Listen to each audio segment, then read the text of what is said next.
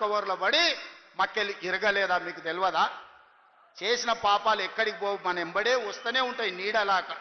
ఇవాళ పాపాలు చేసిండ్రు కాబట్టి మీ పరిస్థితి గట్లయింది. నేను అంటలేని మాట ఆ పార్టీ నాయకురాలే అన్నారు. ఏమన్నారు మిత్రులారా? మా పార్టీలో దయ్యాలు చేరనే.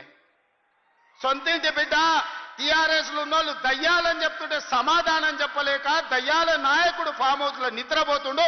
నేను అడుగుతున్నది బీఆర్ఎస్ కాదు, డిఆర్ఎస్. డిఆర్ఎస్ అంటే దయ్యాల రాజ్య సమితి. అది ఇయాల అది భారత రాష్ట్ర సమితి కాదు, అది దయ్యాల రాజ్య సమితి. అందుకే ఇవాళ ఈ వేదిక మీద నుంచి తెలంగాణ ప్రజలకు నేను మాట ఇస్తున్నా, అవి దయ్యాలు కాదు, కొరివి దయ్యాలను వాళ్ళని పొలిమేర్లు దాటే వరకు తరిమి కొట్టే బాధ్యత 4 కోట్ల తెలంగాణ ప్రజల తరఫున మీ సోదరుడిగా నేను ఆ బాధ్యత తీసుకుంటా.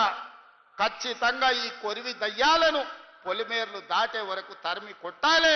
దాంట్లో మీ సహకారం ఉండాలి.